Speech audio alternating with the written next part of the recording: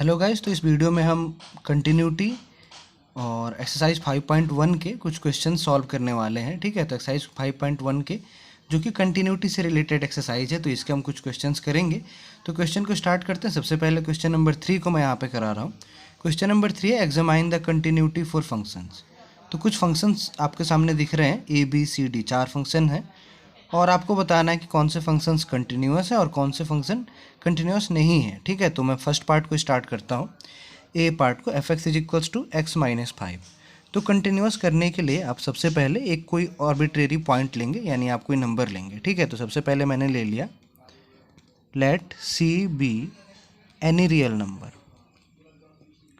मैंने एक real number मान लिया क्या, c। ठीक है, तो c पॉइंट पे हम कंटिन्यूअस देखेंगे कि किसी भी c पॉइंट पे ये फंक्शन कंटिन्यूअस है या नहीं है। तो आप सबसे पहले क्या करते हैं, fc निकालेंगे।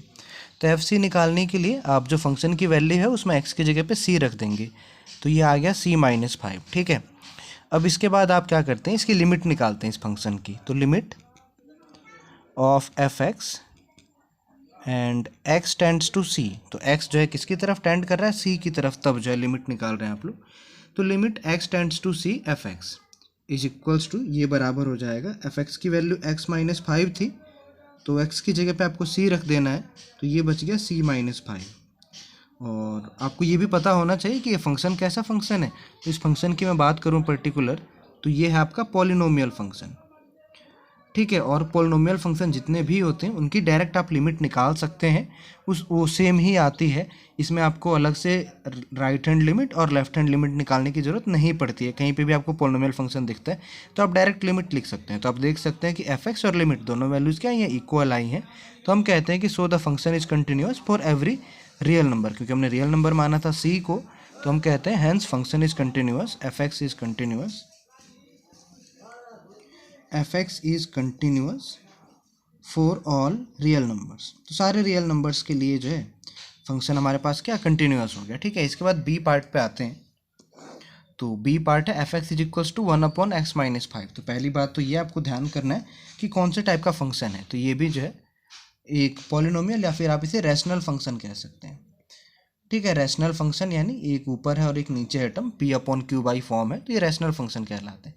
तो रैशनल फंक्शन की भी लिमिट डायरेक्ट होती है, यानी आपको इसमें भी RHL और LHL निकालने की ज़रूरत नहीं है। तो पहले तो आप एक आर्बिट्रेरी पॉइंट मान लेंगे c, तो जैसा मैंने इसमें लिखा वही सेम आप यहाँ पे भी लिख देंगे कि c be any real number.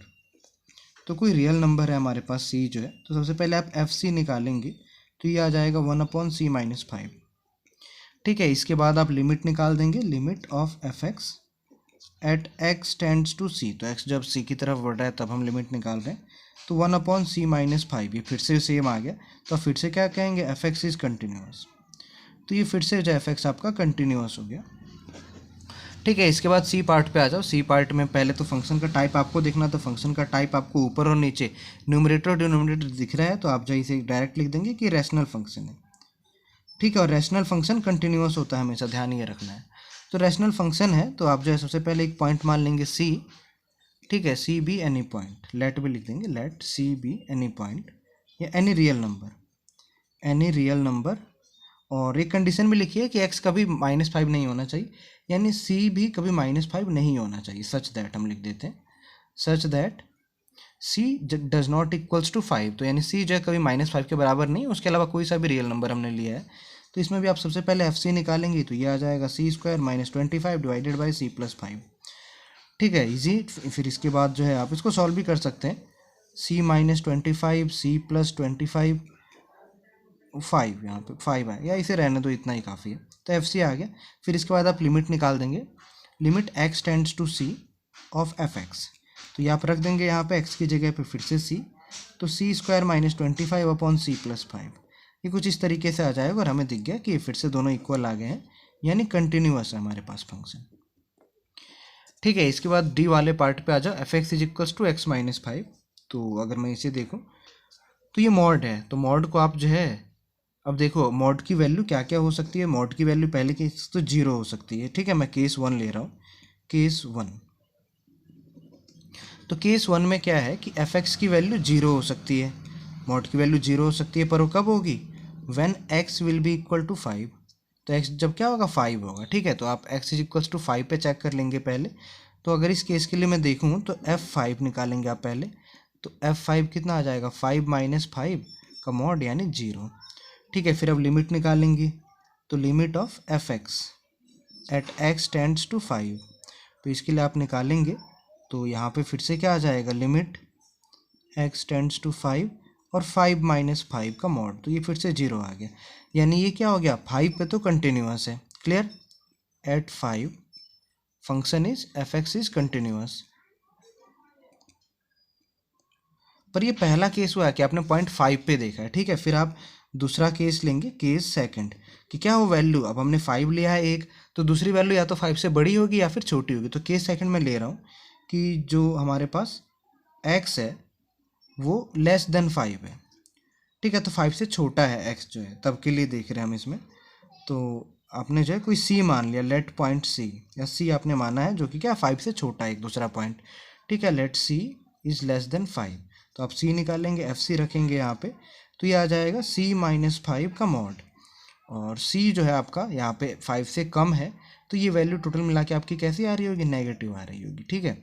फिर इसके बाद अगर मॉड है तो उसके बाद पॉजिटिव हो जाएगा, पर c माइनस 5 आप इसे ब्रैकेट में लिख दो केवल अभी, तो c माइनस 5 आपका नेगेटिव आ रहा होगा। इसके बाद आप लिमिट निकालेंगे f(x) का, और limit x tends to c पे, ठीक है। तो जब आप ये कैलकुलेट करेंगे तो लिमिट f या x टेंड्स टू c, और यहाँ पे f(x) की जगह पे आ जाएगा fc, यानी हम c रख देंगे वहाँ पे, तो ये फिर से जो है मॉड c माइनस 5 हो जाएगा, और ये फिर से जो है नेगेटिव वैल्यू आएगी और सेम वैल्यू आएगी।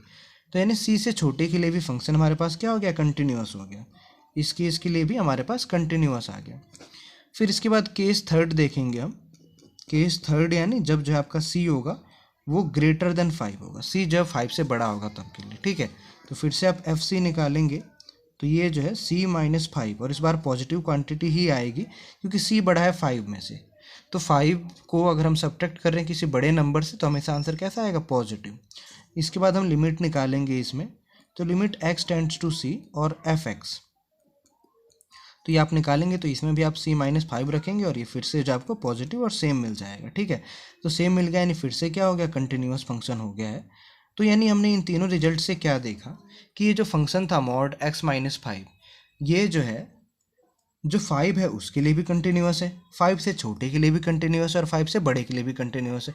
तो यानी सारे ही पॉइंट्स के लिए कंटिन्यूअस आ चुका है। तो हम इसके लिए लिखते हैं f(x) इज कंटिन्यूअस। तो डायरेक्ट हम क्या लिख देंगे, f(x) is continuous at every point, at every point, ठीक है। तो हर एक पॉइंट पे f(x) जो है कंटिन्यूअस हो जाएगा। इस तरीके से आपको ये 4 पार्ट्स करने थे क्वेश्चन नंबर 3 के।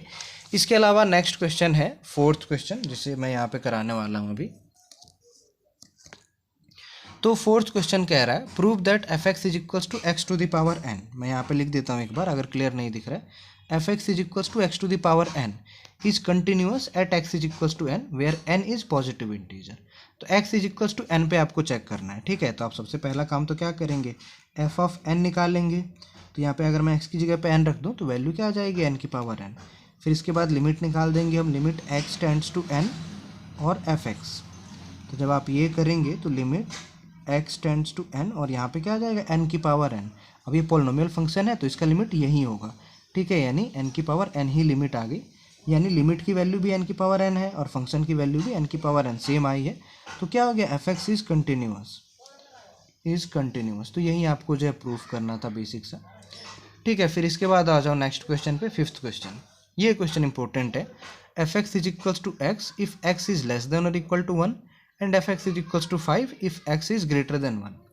तो आपको प्रूफ करना है कि क्या x इज इक्वल्स टू 0 पे फंक्शन कंटिन्यूअस है, x इज इक्वल्स टू 1 पे कंटिन्यूअस है, और x इज इक्वल्स टू 2 पे कंटिन्यूअस है। तो डिफरेंट पॉइंट पे आपको चेक करना है। सबसे पहले हम करेंगे at x is equals to 0।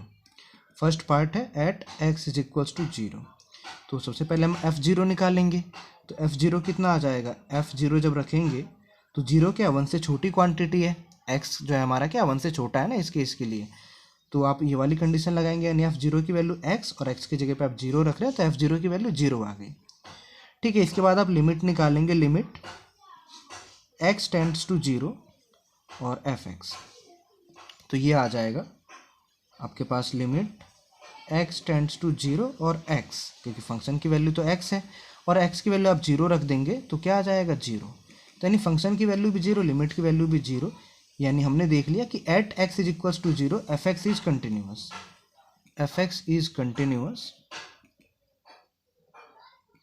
Eight x is equals to 0। ये तो फर्स्ट पार्ट हो गया। फिर सेकंड पार्ट आ जाओ, at x is equals to 1। तो x इज इक्वल्स टू 1 पे हम चेक करते हैं, तो f1 निकालेंगे आप सबसे पहले। तो 1 इक्वल वाली कंडीशन रखनी है कि x 1 के बराबर हो जाए, तो उस केस में क्या रहता है x यानी 1। तो f1 की वैल्यू 1 आ गई। इसके बाद हम लिमिट निकालते हैं, limit x tends to 0 fx।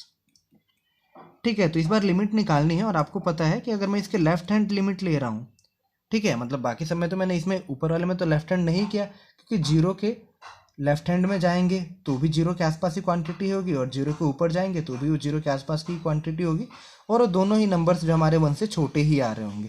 लेकिन 1 के केस में ऐसा क्या है कि 1 से अगर मैं RHL जाता हूँ यानी 0 प्लस करता हूँ, ठीक है, 0 नहीं 1 प्लस, x टेंड्स टू 1 था तो 1 प्लस अगर मैं करता हूँ तो 1 प्लस का क्या मतलब हो गया, x की वैल्यू 1 से बड़ी है।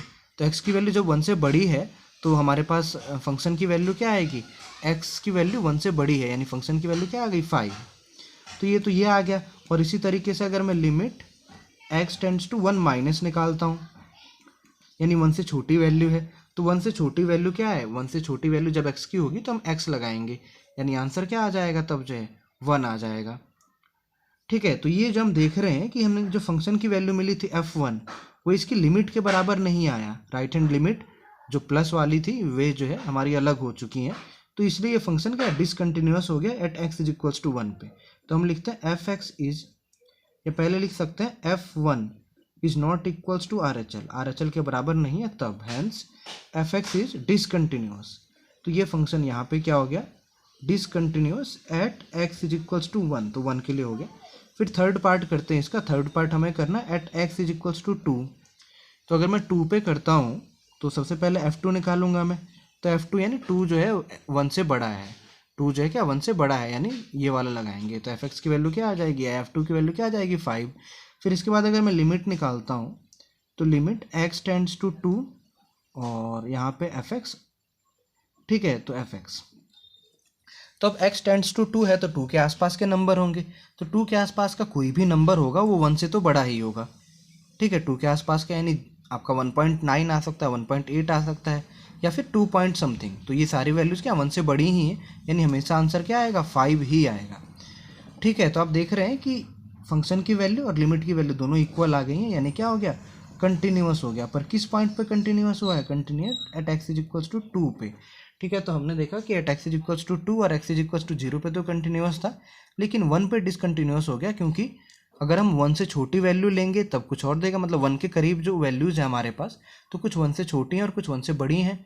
तो 1 से बड़ी के लिए तो ये वाला केस अप्लाई होगा और 1 से छोटी के लिए ये दूसरा केस अप्लाई हो जाएगा, तो दोनों में आंसर इक्वल नहीं आ रहा, यानी हमारा फंक्शन क्या हो गया डिसकंटिन्यूअस हो गया। तो इस वीडियो में हम जो है ये केवल 3 ही क्वेश्चन करेंगे। नेक्स्ट वीडियो में है जो हम फाइंड करना सीखेंगे डिसकंटिन्यूटी पॉइंट्स। थैंक यू इतने के लिए।